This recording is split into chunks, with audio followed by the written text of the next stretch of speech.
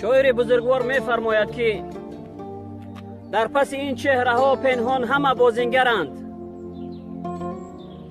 غفلت ما و تو باعث شد که اینها رهبرند.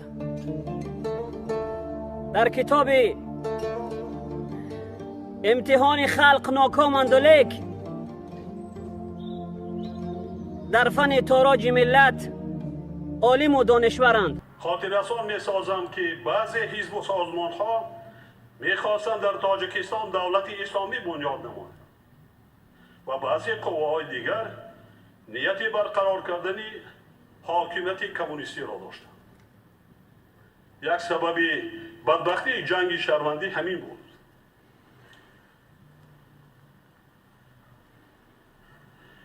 حالا که در سابق جمهوری‌های شوروی علاقه در اکثریت حاکمیت‌های کمونیستی از بین رفته بودند، بعضاً از در یک شب در یک روز دموکرات شدند، نام حزب کمونیست را عوض کردند. اما باشیم نه حاکمیت کمونیستی را اراده داشته توانستیم، نه معین کرده توانستیم که چگونه دولت بنیاد میکنیم. انا از همین لحاظ، انا همین نامعینی دیگران استفاده کرده سراسر موار خواستند با دست حزب نهضت اسلام تاجیکستان که حزب تربیت کرده فرزند آنها می باشد، دولت اسلامی را و مذهبی بیگانه را به سر ملت تاجیک بار کنند.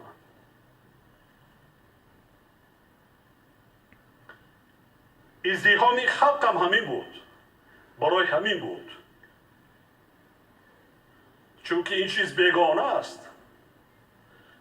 و ببینید امروز در جهان معاصر جنگ ها بین دولت های اسلامی برای چی است؟ جنگ های مذهبی رفته حساب است.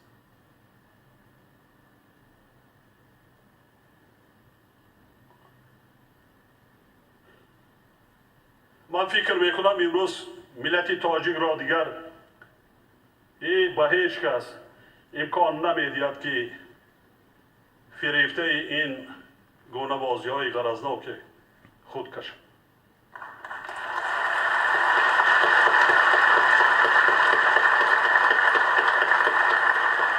و امروز بار دیگر میخواهند که باز همون مضحکه و باز همون مسرحیه و باز همون سپیتاکل بازی را بر علیه همین ملت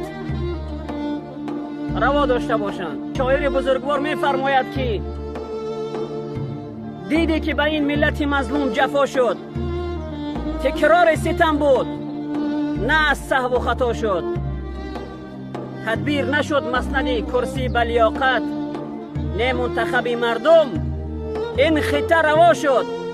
با تمام ملت تاجیکستان من خطاب میکنم که ای ملت مظلوم، ای ملت شجاع،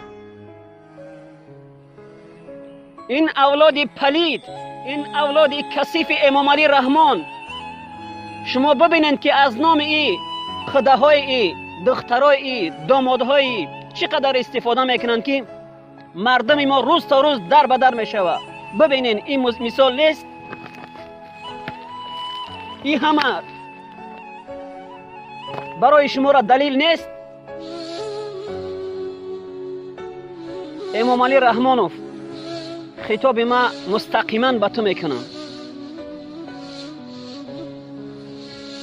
ببین که تا امروزه این سگای تو که در گرد اطرافتن از خداهات سرکردگی تا دامادات سرکردگی به همه ملت ظلم کردن. به خدا قسم ای که ما از همون روزای اول وعده دادیم که ما تمام ملت بیدار میکنیم. برادرای صاحبکارای بیزنسمنایی که در داخل وطنن شاهد زنده بود امروز در پیش روی شما صحبت کرد. این همه حقیقت بود که برای شما در پیش روی خلق امروز ما بیان کردیم که امروز حکومت دانه به دانه ما و شما را شکار میکنه. مطمئن باشین که در صورت خاموش بودن ما در مقابل این ظلم های پلید، جان هر یک تای ما و شما، مال ما و شما، فرزندای ما و شما، آینده ما و شما، حتی وطن ما و شما، ملت ما و شما در خطر است. راه نداریم بغیر از اینکه در مقابل این حکومت تنها فقط قیام کنیم و از حقوق خودمون دفاع کنیم. یگانه راه حل ما تمام مشکل مردم فقط یک راه حل دارد که آن کاخ ستمگر را برانداختن ز بنیاد است. نگهدار نیک میهن را که او است مر تو را مادر، خدا راضی شود از تو اگر مادر ز تو شاد است. اسارت رنج و هرمان است، قیام از بحر آزادی سعادتمند بود هر قومی که در هر حالت آزاد است. به پا خیزید به همدستی، به عزم کسب استقلال تو را ای قوم آزاده. همین یک نکته ارشاد است.